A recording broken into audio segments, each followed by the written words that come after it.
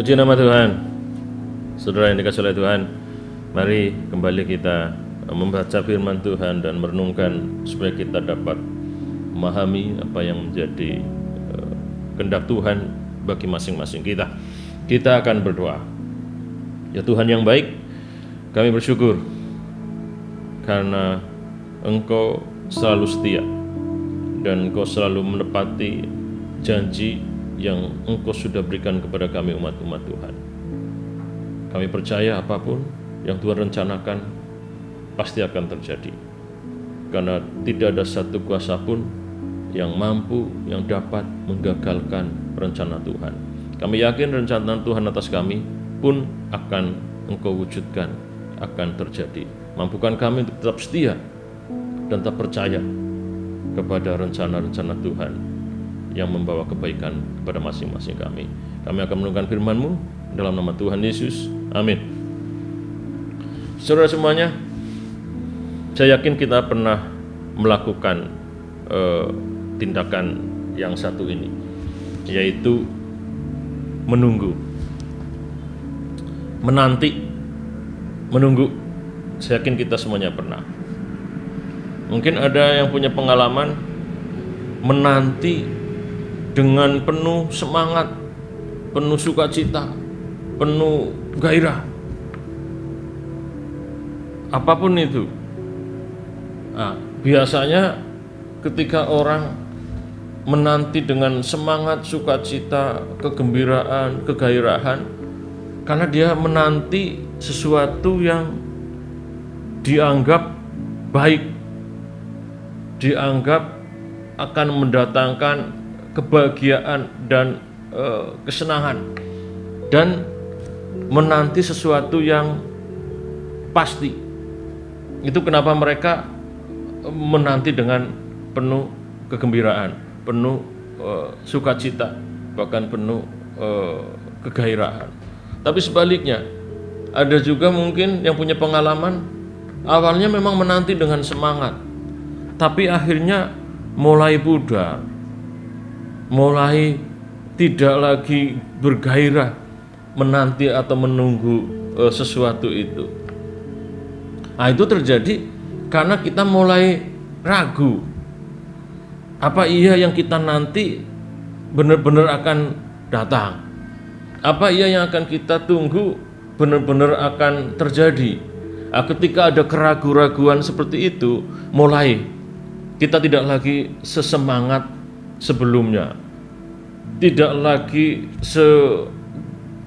antusias atau bergairah seperti sebelumnya. Kita sudah mulai, jangan-jangan kita nanti sudah lama, kita tunggu sudah lama, akhirnya nggak terjadi, dan akhirnya tidak lagi semangat di dalam menunggu, di dalam menanti. Saudara, kita akan belajar satu kebenaran firman Tuhan dari pengalaman Raja Daud, dari Mazmur Daud. Bagaimana Daud tetap menanti akan pertolongan, akan kuasa Tuhan terjadi dalam hidupnya. Mazmur pasal 27. Saya akan bacakan ayat 1 sampai ayat yang ke-14. Mazmur 27 ayat 1 sampai 14. Firman Tuhan demikian. Dari Daud, Tuhan adalah terangku dan keselamatanku. Kepada siapakah aku harus takut? Tuhan adalah benteng hidupku. Terhadap siapakah aku harus gemetar? Ketika penjahat-penjahat menyerang aku untuk memakan dagingku, yakni semua lawanku dan musuhku, mereka sendirilah yang tergelincir dan jatuh. Sekalipun tentara berkemah mengepung aku, tidak takut hatiku. Sekalipun timbul peperangan melawan aku, dalam hal itu pun aku tetap percaya. Satu hal telah kupinta kepada Tuhan, itulah yang kuingini, diam di rumah Tuhan seumur hidupku, menyaksikan kemurahan Tuhan dan menikmati baitnya. Sebab ia melindungi aku dalam pondoknya pada waktu bahaya. Ia menyembunyikan aku dalam persembunyian di kemahnya. Ia mengangkat aku ke atas gunung batu. Maka sekarang tegaklah kepalaku mengatasi musuhku sekeliling aku. Dalam kemahnya aku mau mempersembahkan korban dengan sorak-sorai, aku mau menyanyi dan bermazmur bagi Tuhan. Dengarlah Tuhan seruan yang kusampaikan, kasihanilah aku dan jawablah aku. Hatiku mengikuti firman-Mu, carilah wajah-Ku, maka wajah-Mu ku cari ya Tuhan. Janganlah menyembunyikan wajah-Mu kepadaku, janganlah menolak hamba-Mu ini dengan murka.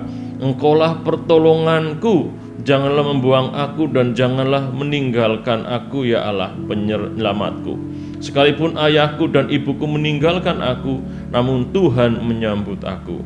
Tunjukkanlah jalan-Mu kepadaku ya Tuhan, dan tuntunlah aku di jalan yang rata oleh sebab seteruku.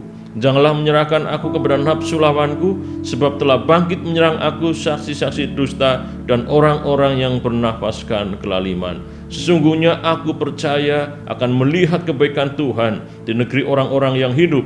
Nantikanlah Tuhan, kuatkan dan teguhkanlah hatimu. Ya, nantikanlah Tuhan.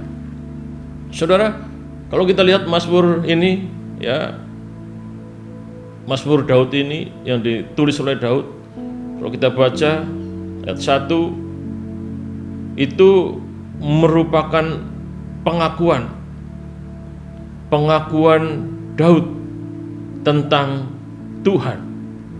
Jadi ada pengakuan Daud tentang Tuhan, bahwa Tuhan adalah penolongnya, penyelamatnya, sehingga Daud mengatakan tidak akan takut. Tuhan adalah benteng yang melindungi dia.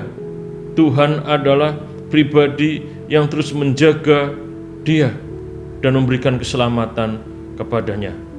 Tapi selain pengakuan, dalam Mazmur itu juga Daud menyampaikan permintaan, permohonan kepada Tuhan. Mulai ayat yang keempat itu berisi tentang permohonan kepada Tuhan. Satu hal telah kuminta kepada Tuhan, dan seterusnya, sebab Ia melindungi aku, dan seterusnya. Permintaan kepada Tuhan.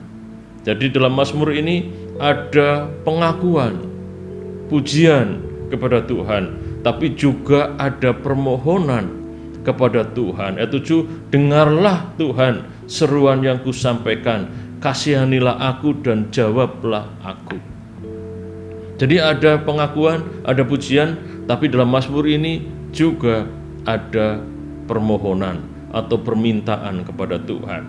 Dan kalau kita baca ayat yang ke-13 dan 14, ini merupakan pernyataan sikap dari Daud. Ya, Daud bukan hanya memuji dan mengakui siapa Tuhan, bukan hanya menyampaikan permohonannya, tapi juga Daud menyampaikan sikapnya. Bahwa ayat yang ke-14, bahwa Daud akan tetap menantikan Tuhan, akan tetap menunggu pertolongan Tuhan. Dan apa yang membuat Daud tetap bisa melakukan itu? Karena Daud tadi percaya. Dia sungguh-sungguh percaya, sesungguhnya aku percaya akan melihat kebaikan Tuhan. Jadi pernyataan Daud dan juga nasihat Daud kepada yang lain, bahwa ketika sedang menghadapi pergumulan, kita boleh dan kita harus menyembah Tuhan, memuji Tuhan, mengakui pribadi Tuhan. Kita juga bisa menyampaikan permohonan, permintaan kita kepada Tuhan melalui doa-doa kita. Tapi yang juga tidak kalah penting, kita harus menyampaikan pernyataan sikap kita, bahwa kita akan tetap dengan percaya menunggu akan Tuhan, menunggu pekerjaan Tuhan dinyatakan, menunggu jawaban Tuhan, dan menunggu dengan percaya. Ini yang penting, menunggu dengan percaya dan menunggu dengan kuat dan teguh hati, tidak ragu-ragu. Kadang ketika kita menunggu rencana Tuhan, kita butuh waktu yang cukup lama.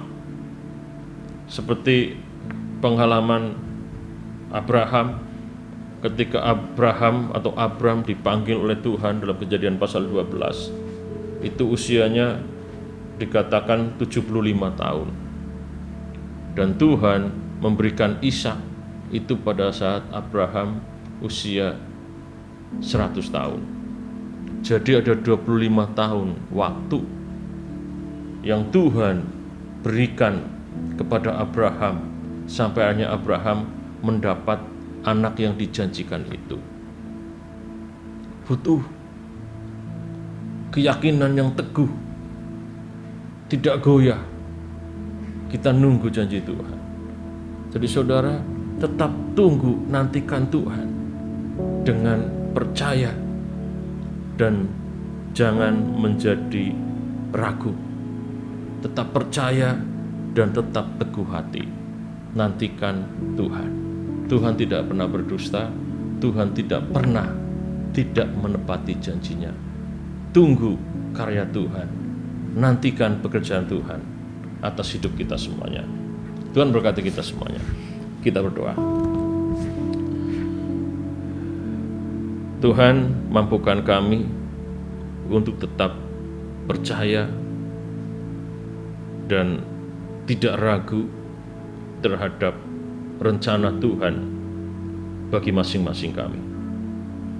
Khususnya ketika kami sedang menghadapi pergumulan dan seolah-olah kami tidak bisa melihat ada jalan keluar dari pergumulan kami. Biarlah kami tetap yakin, percaya, dan tidak goyah dalam iman kami. Kami tetap menanti karya Tuhan. Kami tetap menanti Engkau mewujudkan rencana-Mu atas kami. Kuatkan kami Tuhan untuk dapat menanti, untuk dapat menunggu rencana Tuhan terwujud atas setiap kami. Roh Kudus, tolong kami. Dalam nama Tuhan Yesus kami berdoa. Amin.